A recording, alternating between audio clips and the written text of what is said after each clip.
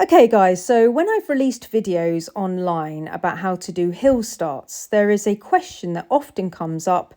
Well, how would you creep forward up a hill if the traffic in front of you is moving slightly? How would you do that? And the answer is excellent clutch control. You must understand how to use a clutch to be able to creep forward.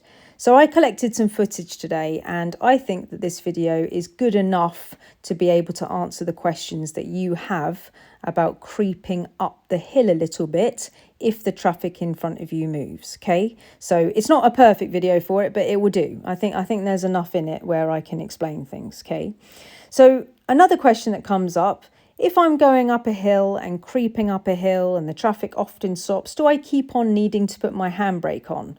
And yes, I totally believe that you should. Yeah, absolutely. For excellent control, the elite control, every time you come to a stop, you are going to stop with your foot brake and your clutch goes down. You apply the handbrake and then you can come off your foot brake so you are not dazzling the people behind with your foot brake lights, your lights at the back of the car.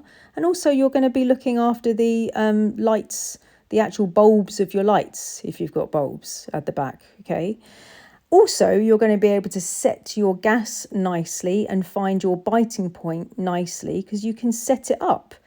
If you're listening to this and you're thinking, oh no, that just sounds like such a mission, man. It's going to take ages and ages.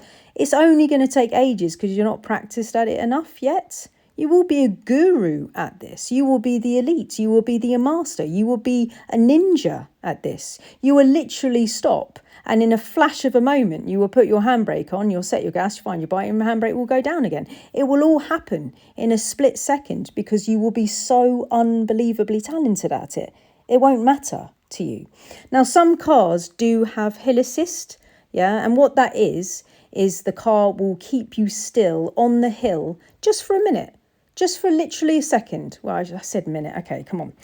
Let's just be really realistic here. It's like a second. Okay, so if you're using hill assist, you go brake on, clutch down, you come to a stop, and yes, you're on the hill and you're stopped with your brake and your clutch down.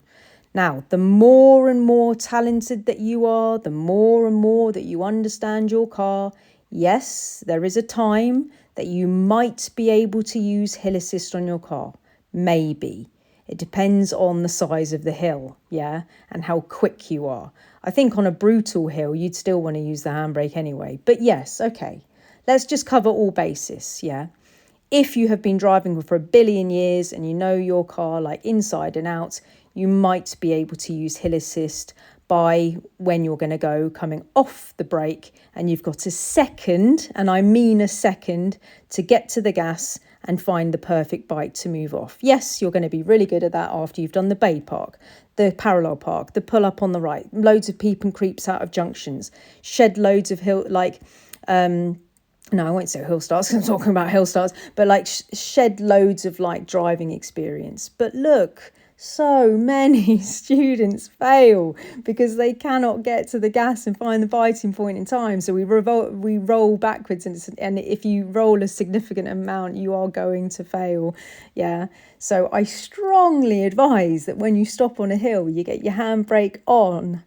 You take your foot off the foot brake, you set your gas, you find your bite like a ninja, and then you release the handbrake, keep your feet still, and then you move up with traffic. And yeah, then you might have to stop again. Yes, you might have crawled forward. Yes, you might have to put your clutch down and then use the brake and then put your handbrake on. Yes, you may need to do that multiple times, but it will be neat and tidy and perfect. Okay, and you will be a ninja at this if you keep on doing it. Now, I've run this video a few times just as I've explained things, okay, but now I'm going to get into more detail. Okay, so here I've just come off a roundabout. I can't remember if I got into third or not, and it really doesn't matter. Okay, I'm going to turn left at the junction at the end. Mirrors to the left, signal to the left, braking, clutch down, out of the gear I'm in, into first. Off brake as the car moves, clutch up to the biting point to crawl forward, and clutch back down again, gently brake to stop. Handbrake, off the foot brake, set my foot above the accelerator, ready to go. Clutch is fully down. Waiting, checking my mirrors. Obviously, there's a consideration of putting it into neutral here. It is possible to do that, but I don't need to.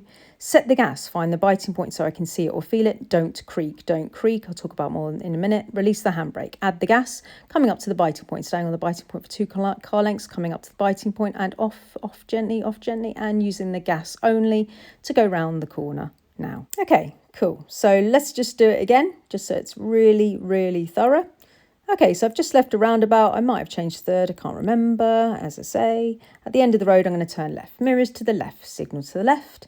Off gas, onto braking, clutch down out of the gear that I'm in, into first. Car crawls forward, off the brake, clutch coming up to the bite, and clutch back down again, and use the brake to stop. Handbrake on, off the foot brake. Foot is now above the accelerator, but not pressing it because I'd waste all my gas at this stage. My clutch is fully down. In a minute, I'm going to set my gas and find my biting point so I can feel it or see it. The front of the car will lift slightly, but I mustn't hear the biting point. Okay, getting ready to go. Handbrake down after mirrors, and then staying on the biting point for 2 car lengths as I add my gas, lifting the clutch off gently, more and more, and then adding the gas to go around the corner. I've made a separate video about how that when you find the biting point, do not let it creak. If you hear creaking noises, which I've made an entire video about, and you can hear the creaking that I'm talking about. If you can hear the creaking, you're literally finding a biting point that is literally moving the car forward. Okay, so let me just talk about that here. So if I go brake on, clutch down, handbrake on here, foot on the gas, and then if I was to lift up to the biting point now and find a good one, I would be able to feel and see the front of the car lift. The front of the car would lift because the back 2 tyres are being held by the handbrake. If I lift it up a little bit too far, the biting point will be so strong that I'll start to move.